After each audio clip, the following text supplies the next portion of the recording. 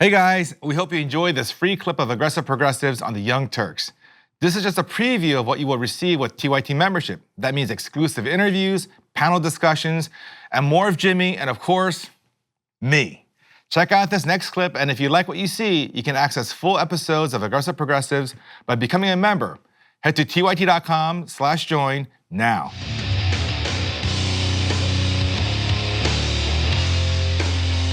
So last week, The Guardian launched this bogus story. So if you notice, the pattern is every couple of weeks or months, they have this huge story. We got Trump. We got him on the, and then it just everything. Smoking gun. Smoking gun. This is the one that's going to end the Trump presidency. And then it all just fades away. It all just it was nothing. It was nothing. The dossier, which oh my God, it was.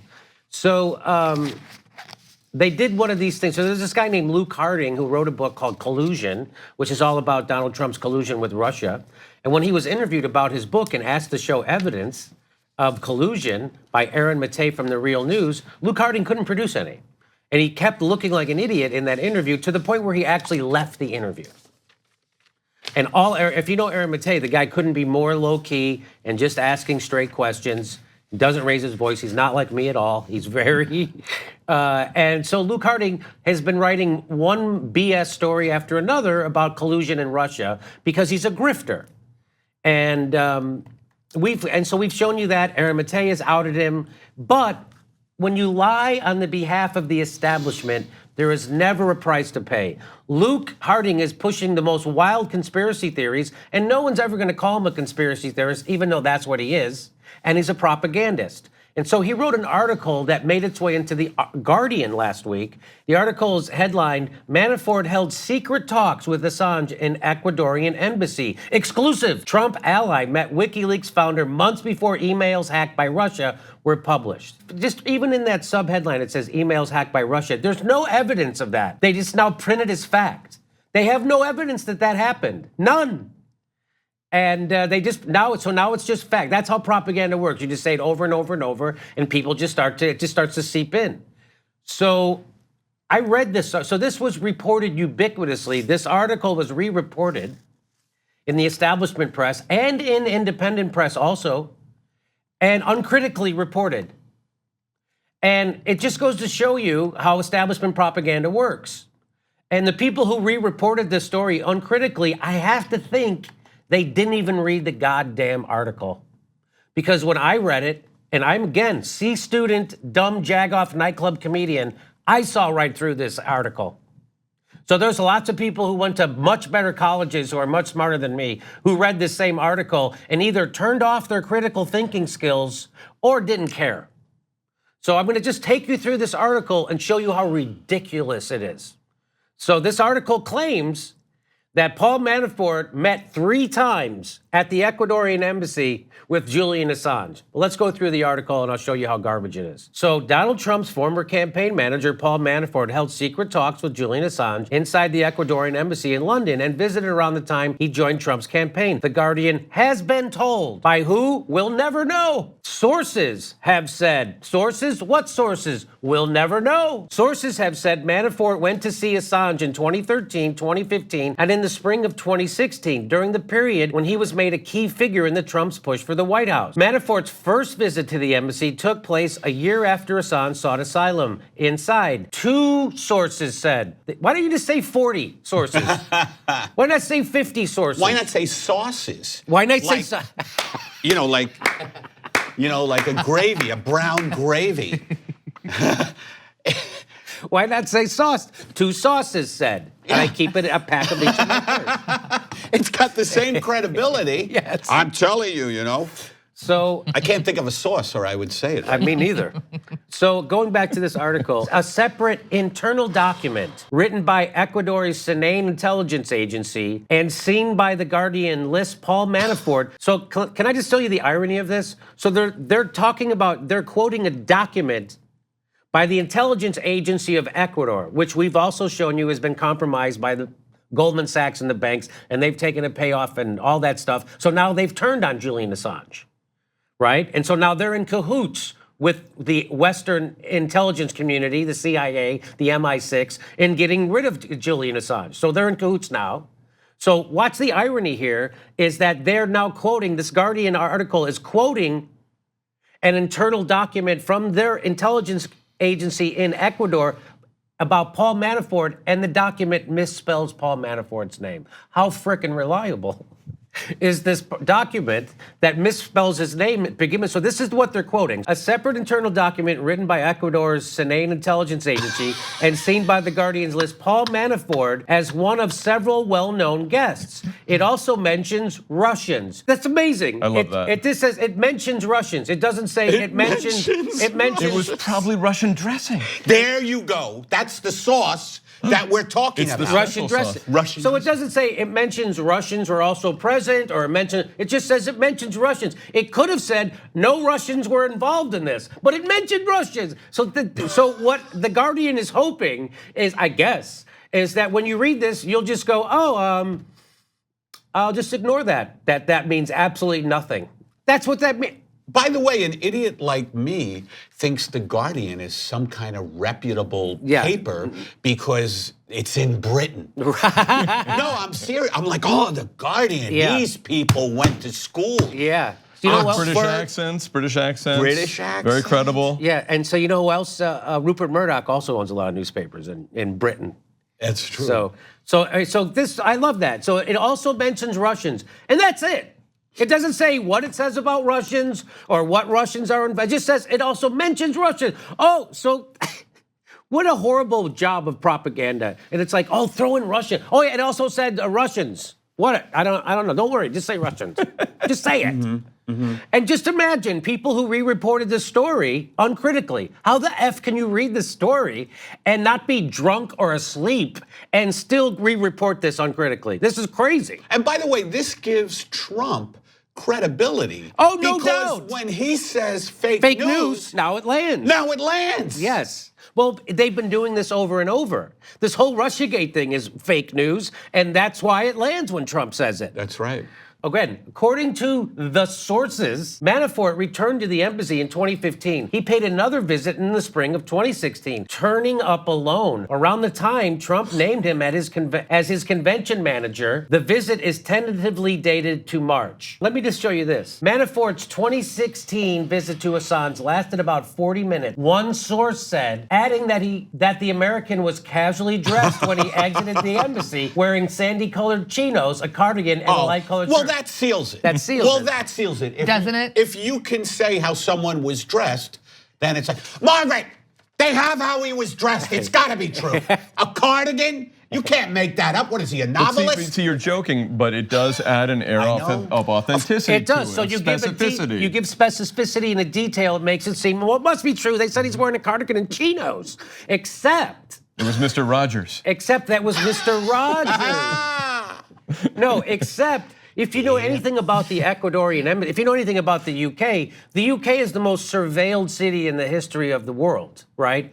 And especially the Ecuadorian embassy, which not only the CIA has a camera pointed at, but the MI6 and probably dozens of cameras pointed at them. And so does every goddamn news agency. And so do other countries have cameras. So there's got to be about, I don't know, Right. So 5,000 cameras. There's more cameras pointed at the Ecuadorian embassy than are inside of a camera shop. Okay, go ahead, Eddie. What did you say? No, right. I mean, I know your point. Where's the footage of Manafort? There's not one. Manafort, not Fort. This guy Manafort, Yeah. whoever he is. I don't know. Chino enthusiast. You can't lie about chinos. You No, really that's can't. right. You know, that detail kind of seals the deal for me. So they- like this whole Even his article, parents wouldn't lie about chinos. Like No, this they whole would. article, like, how do you not name any source? Not one source. So now we're indoctrinated to read these articles, and just because they say source, it's reliable. And the reason why people will take BS stories like this and ingest them is because it aligns, it's called confirmation bias. You think Trump is working with the Russians and Assange and they're all together and they're all in cahoots. And so anything you read that confirms your bias, you go along with. Because By the way, Trump, let me just say Yes, this, sorry. because Trump, and we've made this point a million times, he excites the lizard brain of a lot of people, and it short circuits their critical thinking skills. So they have a totally different standard when it comes to reporting on this story on Assange and Russia and Trump as they do for every other story. And so that's the opposite of being a progressive, FYI. Eddie? Oh, I was just going to say, is this whole Russia, thing, because the Washington establishment, right? It cannot accept the fact, the Democrats, yes, cannot accept the fact that they've lost. Right. So they still can't accept the fact that it's their policies and they cheated, their sellout, and they committed the biggest election fraud in the history of the country in the 2016 primary, which no one talks about. No one. And what do they talk about? This made-up hoax of hacking by the Russians and Assange and all this blah, blah, blah, blah, blah, blah. And so this serves many purposes. It serves a lot of purposes for the CIA. It serves purposes for the military-industrial complex and for the Democratic Party and the DNC. And of course, for newspapers and for news outlets, they get, Rachel Maddow's got the highest rated news show in the cable right now. And all she does is talk about a conspiracy theory that she has no evidence of. But no one will ever call her a conspiracy theorist because she's lying on the behalf of the establishment. So just like Luke Harding in The Guardian here, just like The Guardian is lying, they'll never be called conspiracy theorists, even though that's what they are of the highest order, because they're doing it at the behest of the establishment, which is why the CIA and the establishment don't say what Trump did is a conspiracy. They call it collusion because they've already made the term conspiracy toxic. So now they're saying it's collusion because they don't want to be called conspiracy theorists. They say it's collusion. Do you see the trickery in the words? Stop, Jimmy. Just stop it. So I've noticed. Jesus, this show makes me nervous. No, but it's just amazing that you're a voice of reason in this insanity. There's a handful of people who are reasonable about this topic, and that's it. Yeah. And that's it. You see how the Red Scare happened the first time? Everybody goes along with it. So let me just finish this article, right? So they have him casually dressed when he exited the embassy wearing a cardigan and chinos, but not one goddamn picture of it, even though it's the most surveilled place in the history of the world. They also don't mention his shoes. They don't mention his shoes. So Or there's the no big color of hole. his eyes. There's a gap. There's a hole there. I know he wears penny loafers. Yeah, why wouldn't they mention it? Why don't you mention a nice, is he wearing boat, what do they call boat, topsiders? shoes? Topsiders. You wear them in the Hamptons. In the Hamptons, sure. Visitors normally register with embassy security guards and show their passports. Sources in Ecuador, however, say Manafort was not logged in. What are the chances? What are the chances they forgot to log in? The most important guy that would make the whole collusion thing happen. Oh my God, what a bad break of luck for the intelligence community and the over at The Guardian. What a bad, they didn't log him in. Well, just the 3 times. Only the 3 times, Jimmy. Just the 3 times. By the way, Luke Harding left an interview where he was being questioned. So he was being on Skype. He was being by The Real News. He was being interviewed. On Skype? And he just left his, he goes, okay, that's it. He just unplugged. I'm driving through a canyon. Yeah. But you're on Skype, you idiot. He just unplugged and left it. Oh my So not only was head of cattle. not only was he not logged in, they just forgot to log in the most important, most consequential guy ever to visit Julian Assange. They forgot to log him in. And no pictures, not a single picture of the most surveilled building in the history of all mankind. Not one picture of him coming in and out 3 freaking times. Also, Manafort's passport isn't stamped. So everybody's lying. So now the immigration people are lying because they didn't stamp his passport. The guards at the embassy didn't log him in 3 times, and nobody's got pictures, but it definitely happened. And this is the story that was repeated ubiquitously in the establishment media, and even in independent media repeated the story uncritically. And also people found in this story a time to also smear Julian Assange. What has Julian Assange ever done that had to be retracted? Nothing. He's never had to retract anything, and he's an award-winning journalist. Okay, WikiLeaks wins awards for their journalism. They've never had to retract anything. And if you really think you care about, if you're going to talk about Jim Acosta for a minute, you should talk about Julian Assange for 5 hours. And because that's the real threat to freedom of speech. Jim Acosta is not exposing the powerful. Jim Acosta is bread and circus. Jim Acosta is a self-promoter, a self-aggrandizer, and he's part of CNN, which just fired a guy for telling the truth about Israel. So F you and your allegiance to Jim Acosta if you don't talk about Julian Assange. It reveals you to be a fake progressive. Right on. And here's what Caitlin Johnson said about this story. She said this in Consortium News. She says, if it wasn't obvious to you last week that there is an unelected power establishment which needs above all else to control the public narrative about what's going on in the world, it should certainly be obvious to you this week. The Guardian hit piece was so spectacularly desperate in its overreaching to advance a narrative which has been used to manufacture support for longtime CIA MI6 agendas. Like what? Like arresting Julian Assange, stopping WikiLeaks, censoring the internet, and subverting Russia, that it completely exposed itself as an establishment psyop firm that it is. Former Guardian employee Jonathan Cook explains that from what he learned while working at the outlet, the most likely explanation is that the editors permitted the article to be published because its anonymous sources came from within an intelligence or defense agency. Imagine what they're doing is they're literally, what we accuse them of doing is being stenographers to power, is what they're doing. So they didn't apply any journalistic standards to this story because their sources were inside the intelligence community and the defense industry. And so they just repeated it like stenographers.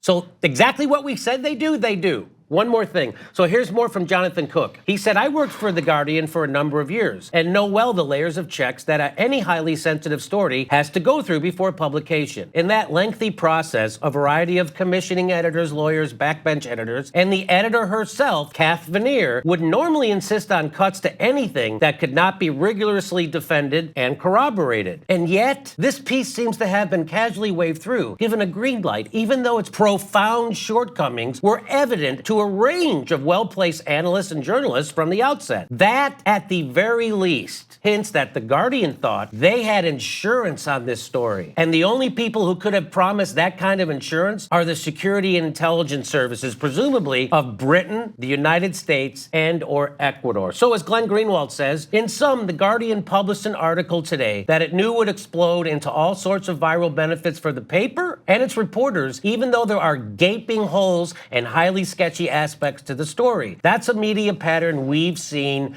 over and over in this story. So what's even funny, after all this pushback from people like me, Glenn Greenwald, and people who are actually critical of propaganda instead of repeaters of propaganda, since then, the Guardian has gone back to change their headline. So their headline used to say this. This was their headline before. Manafort held secret talks with Assange in Ecuadorian embassy. And now it says this. Manafort's secret talks with Assange in Ecuadorian embassy. Sources say. Oh. They've added sources say.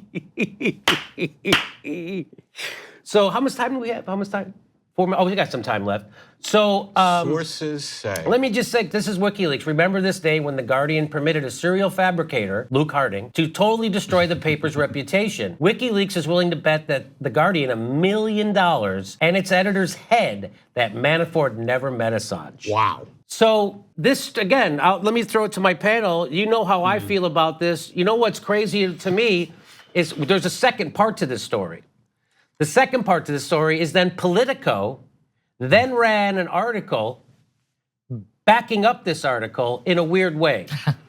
So they had, I'll show you. Let me just fast. Well, here's what Ron Placone says about this. It's great. He says, here's how propaganda becomes mainstream news. When the false Guardian article hit, corporate media outlets ran their own articles parroting The Guardian. The source they point to was The Guardian, a not sourced article.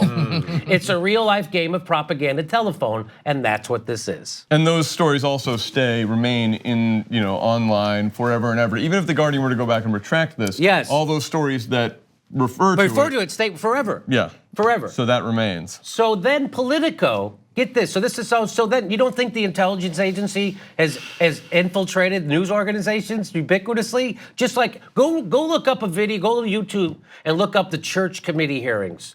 Because that was all about them exposing the CIA infiltrating all our news organizations. You don't think they're doing that again? Where do you think this article just came from? It came right from the CIA and the MI6 and the Ecuadorian intelligence people who are all working together. And here's another article came right from the CIA, and it's in Politico. It says, and this is under Law and Order, it said, did someone plant a story tying Paul Manafort to Julian Assange? And that's by Alex Finley. So, but hang on, Jimmy. So as you see that headline, you're thinking, oh, Politico's going to expose it. Yeah. Yeah, that's what I thought. They're using the word plant. There's some truth. They're gonna expose the truth. It's weird. Politico, wow, doing some real journalism, right? Right? Right. Weird. Right.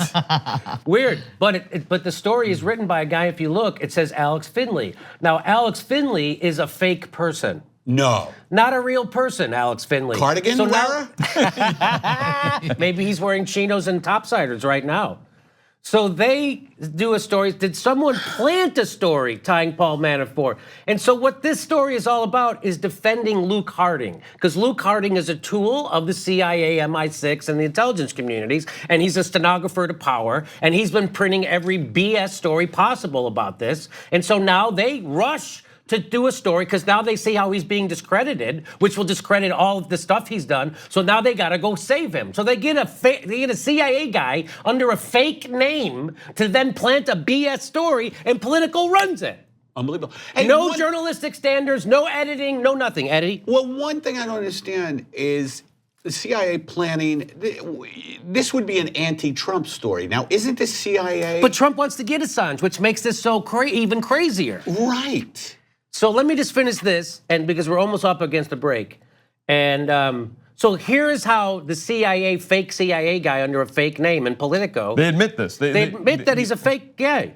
They do. Nobody had to expose this. This is they admitted that they didn't want to run this with anybody's name. Yeah. Oh. His name So, attached to it because Why it's don't such they a put secret. anonymous instead of Alex Finley then? Because the casual reader will be like, oh, this is Alex Finley, yeah. the So- great Alex Finley. So we're love up this against word. a break, and before we go to the break, I just want to tell you, I'm gonna give you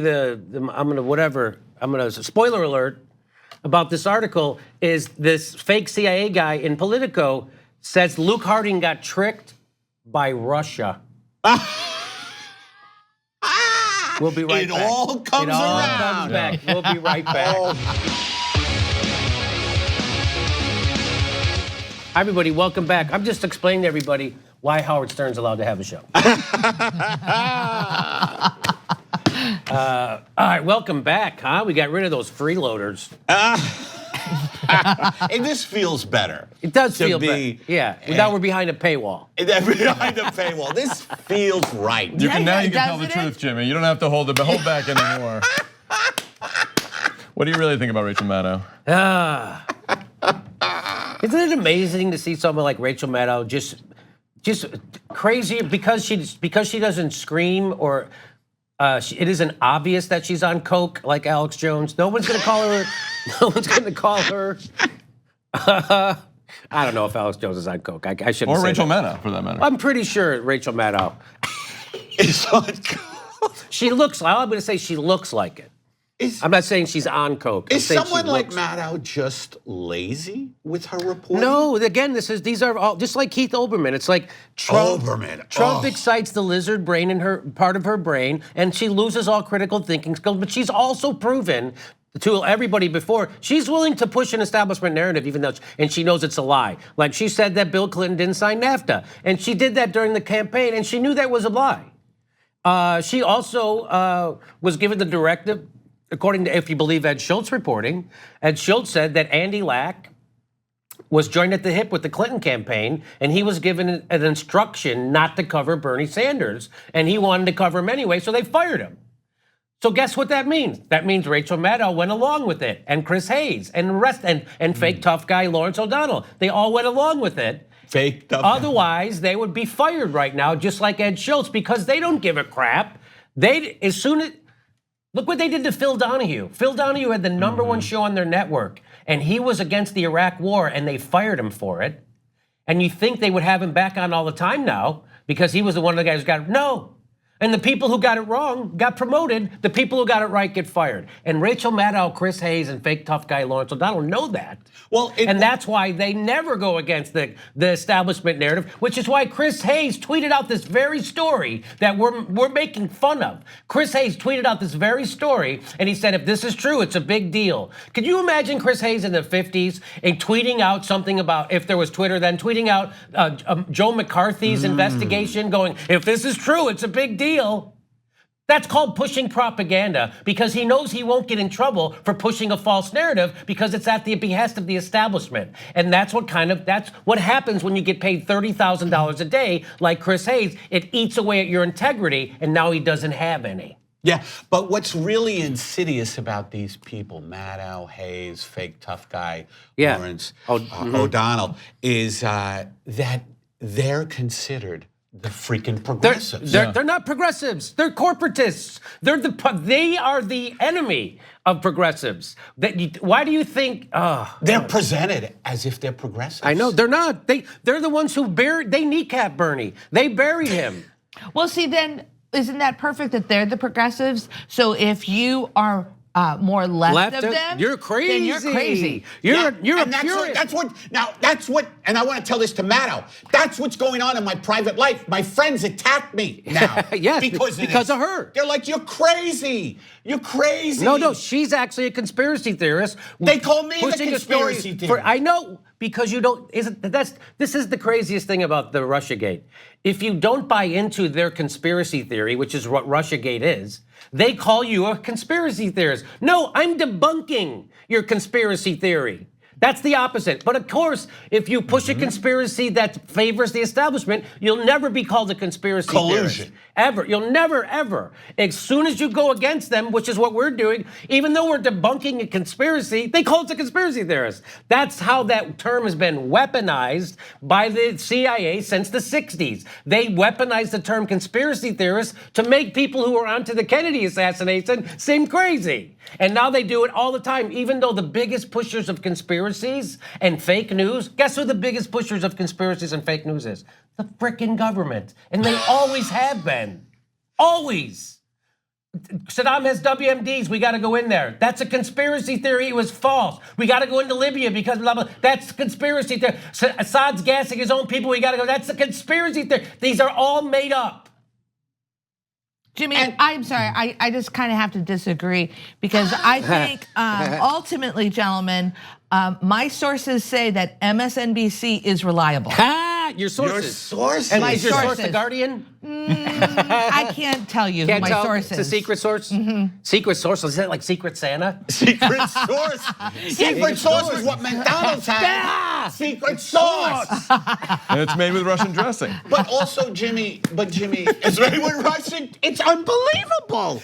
But also, Jimmy, haven't papers, though, just talking about this story, haven't they always said sources say? This is not new. There are instances, there are times when it's all right to protect sources. When sources when they are whistleblowers and they have and newspapers typically have standards and then they violate them. Or Dick Cheney wants to name you. That's kind of right. That what or whenever somebody in the administration wants to get a story out, but they don't want their name attached to it, they just say, okay, but this is on background. You can just say a senior administration official when it's actually Donald Trump. Right. And they let him do it because they want the access. Right. And it's all a big circle. And so much like this story is very similar to when Dick Cheney planted stories in the New York Times about the Iraq, the Gulf War leading up to the Iraq War, The aluminum tubes. About the aluminum and tubes. And then Judith Miller published them. And then Dick Cheney said, look, the New York Times, even the liberal New York Times is talking about these aluminum tubes. It's all a circle. They admitted it. I mean, there's not any question. What a hall of mirrors it all is. It's a game of telephone, like Ron Placone says. It's a hall of mirrors, though, too, because calling the New York Times liberal, it's just like everything is upside down, So let's get back to this Politico story. So now, to support the Guardian and the intelligence community's tool, the CIA's tool, Luke Harding, in the Guardian. So now Politico has a CIA guy under a fake name write an article explaining that it wasn't really Luke Harding's or the Guardian's fault, even though they completely turned their back on any journalistic standard they would ever use for any other kind of story. It's not their fault, according to this ex-CIA guy under a fake name in Politico, it's not their fault because they got tricked by Russian spies. This again, but they call Alex Jones crazy, and they call someone else fake news, and CNN smears my show for telling the truth about war. So does the Washington Post.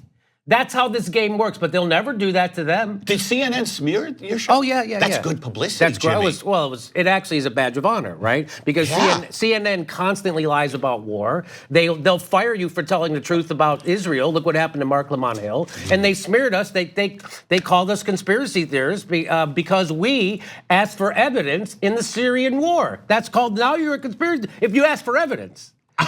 It's crazy, right? So that's CNN, and that's why CNN sucks, and that's why Jim Acosta sucks, and everybody pretending they care about journalism because Trump's attacking us, calling us enemy of the people. Well, maybe if you guys didn't suck so bad, it wouldn't land. But you guys do suck that bad. CNN does suck that bad, and anybody supporting or defending Jim Acosta and getting your bush in a knot over that, and you're not getting your bush in a knot over this, or Julian Assange, shows you to be a hypocritical progressive or a bad journalist just in general. You didn't even read this goddamn story if you reported on it uncritically. And here is now even worse. It's cartoonish level now. Now it's a cartoon with Politico. Politico is now saying Russia made The Guardian drop their journalistic standards and print a completely false story. So now I'll just read you a little bit of it. I'll just read just a couple of slides from that article in Politico. Here we go, ready? So Harding is likely a major target for anyone wrapped up in Russia's intelligence operation against the West democratic institutions. Now listen to that paragraph. Harding is likely a major target. So Luke Harding, the guy who wrote bogus story after bogus story, he's probably a major target of who? Anyone who's wrapped up in Russia's intelligence operation against the West. So if you got to be a Russian spy or a Russian asset, someone is trying to target Luke Harding with this bogus information. So that's what they're saying. So a Russian spy gave Luke Harding this bad info, and they put in, but that doesn't explain why they had to trick him into it somehow. Had to trick him. Purportedly I'm with the CIA or MI6, and also gave him a fake document that they mocked up from the Ecuadorian embassy. I mean, the Russians went to a lot of trouble. So what this doesn't explain, if someone did trick, let's say your cartoon theory is real, someone did trick and plan a story with Luke Harding, well, why did then the rest of the editors at The Guardian not stop this story? So that's where your your BS of your BS, it falls apart because there's supposed to be levels of editorial discretion over there to catch this kind of stuff. And of course, we've already showed you from an insider who used to work for The Guardian how it was breezed through. Okay, so now there's a little bit more. Luke Harding has written a book about the Trump campaign's ties to Russia, literally titled Collusion. Now, we told you that book is, again, not a fact in it that proves collusion, and when he was challenged on it, he left the interview. And he's written as well as numerous articles related to the case, including about the Steele dossier. So what they're doing here is they're trying to show you, look, Luke Harding's the guy on the forefront of writing about this, so they're targeting him. No, what this actually shows is that Luke Harding is on the forefront of the BS stories. The Steele dossier has also been discredited. I showed you how, what's that guy's name from NBC News? Peter Engel went on the Rachel Maddow show to debunk the Steele dossier. She immediately ended the interview and said it doesn't have to be true for it to be blackmailed against you. And that was that. Whoa. I think it's Richard Engel. Richard Engel, sorry. So Richard Engel, this are the stories that he's written. The Steele dossier, Russians' plans to help rescue Assange from London and spirit him away to Moscow. Have you heard about that story? Plan? Well, apparently there are no cameras on the embassy, so it should be pretty easy. It should be pretty easy. Also, he wrote about Russia's Novichok poisoning operation. Another completely bullshit story, completely. So if most people just read the headlines. So they read the headlines about, Russia poisoned this guy with Novichok. No, didn't happen. Hey guys, we hope you enjoy this free clip of Aggressive Progressives on the Young Turks. This is just a preview of what you will receive with TYT membership. That means exclusive interviews, panel discussions, and more of Jimmy, and of course, me. If you like what you saw, you can access full episodes of Aggressive Progressives by becoming a member. Head to tyt.com/join now.